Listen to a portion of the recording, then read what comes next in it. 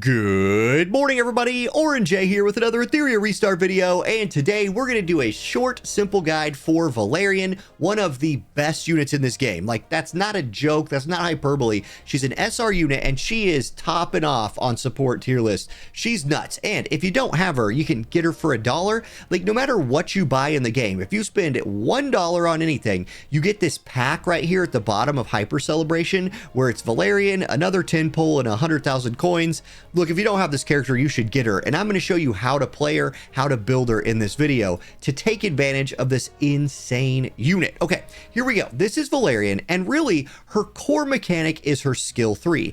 It's very weird. No one else in the game does anything like this, but when she casts her skill 3, she sits on top of this big ball and becomes untargetable. She gains Hazy Dream for 2 turns. What this does is it equalizes your team's HP. So if she casts it like right at the beginning of a fight, everybody just stays at 100%. If she casts it later on in a fight and you have like somebody at 20, somebody at 100, she just balances out everybody's HP and then gives them a shield that is 12% of her max HP for 2 turns. She also gives them a basic buff effect that they don't have. This is where her OP-ness comes into play. She's really not that good of a healer, even though people like talk about her as one, especially newer players. She's really a buffer and an anti-one-shot character. And when it comes to being a buffer, she's like one of the best buffers in the game, because these basic buff effects are really important to have on your team, especially attack up. And it says that she gives people on your team a basic buff that they don't have.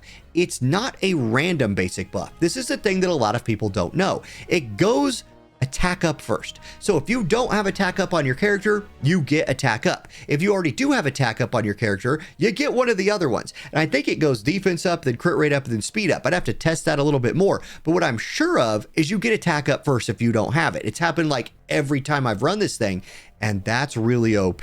So she gives everybody these buffs when it's their turn if she's in the Hazy Dream state. So if she leads off for you, if the first thing your team does is have Valerian cast Hazy Dream on herself, everybody on your team is going to start stacking buffs on themselves. And if they provide some of these buffs to the rest of the team, then they'll pick up the buffs they don't have. It's absolutely insane. She's one of the better buffers in the game, and that's not all. It also gives them the shield like we talked about, and then when an ally is about to die, she is healed for 20% of her max HP and Hazy Dream ends. So she prevents somebody from just getting one shot. Now, it seems like that would be really good in PvP, and it's okay, but it's actually better for PvE. In PvP, there's a lot of like follow-up mechanics through shells or like other characters that like the character will get one shot, Hazy Dream will end, and then like the shell follow-up attack kills them from 1 HP or something like that. So it's not great for PvP, but in PvE is where this shines, because so many boss fights in this game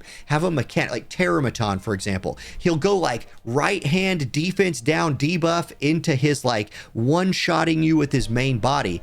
This will prevent that one shot. Now that boss is on cooldown. Now you can do your rotation to the boss. And a lot of times, this is the difference between winning and losing a fight. Now, this skill's OP. You should absolutely max this skill 3 out. And it's the only one of her skills that you need to max out. The invincibility skill is nice. Like, it's nice for her to have something to do in between using her Hazy Dream. But the beauty is, once you max out the Deep Sleep, her skill 3, she starts the fight by casting it. And this is where we get diverging build paths for this character. And I'm going to talk about both of them. So here's how that works. You max her skill 3, take it to level 5. Then at the beginning of a fight, before anyone else does anything, she opens with this. And this is why we need to talk about different build paths. Look, if you haven't maxed skill 3 yet, let me just do the TLDR here because it's really not complicated. If you haven't maxed her skill 3, you build her as fast as you can. You want her to be the first person on your team to go, so when everybody else on your team goes, they're buffing themselves. And if the boss or the person you're playing against or whatever has a lot of speed, they don't one-shot you. So you need her to cast her skill 3 to start a fight.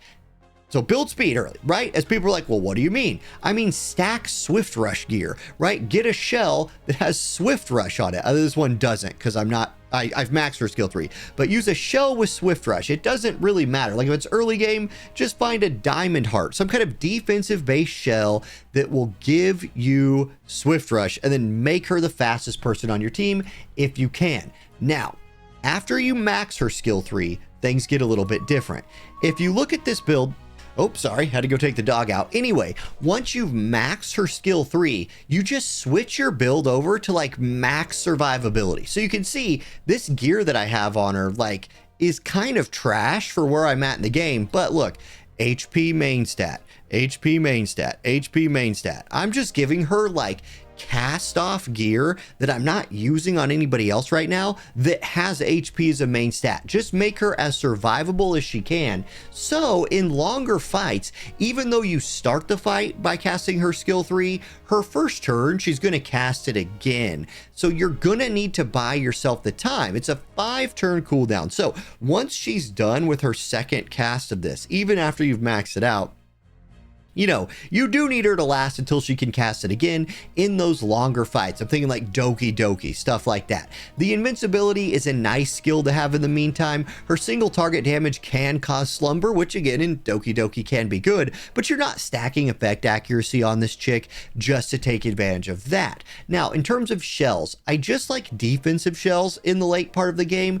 I love Artisan because it gives such a big shield buff to your team, even though like again, I'm kind of using cast off gear on her because she's so just dang simple to build. I'm not hitting Bramble or hitting Strive in this build, right? I just got a little bit of Swift Rush, so she, even though she's the slowest member of my team, which is what I want her to be, you don't want her getting like quadruple lapped by the enemy. So give her enough speed where she's the slowest person on your team, but also not the like maybe slowest person in the match by 3x.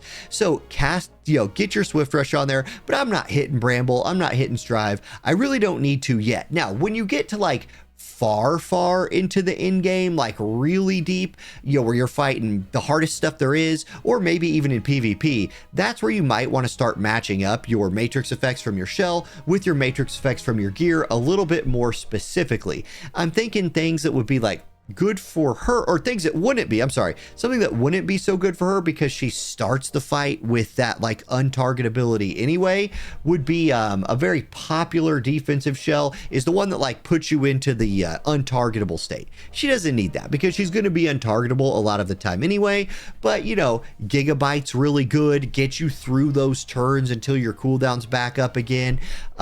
Revelation is, I'm sorry, I was thinking Codex of Magic, so the first time you cast it, it doesn't go on cooldown, so then you could do it again, giving yourself like 3 of those skill 3s to start a fight. That would be fine. So shells like that, just look for your defensive shells. The TLDR, stack speed early because you want her to go first, stack survivability later. You don't, she's just really simple to build. She's super good at buffing your team with her skill 3. She prevents one-shots in those like really difficult boss fights, or in PvP if you get lucky and they don't have a follow-up attack. She's nuts. And she like when I first saw this character, I heard that she was good. I read through her kit and I was like, I don't know, I just don't really get it.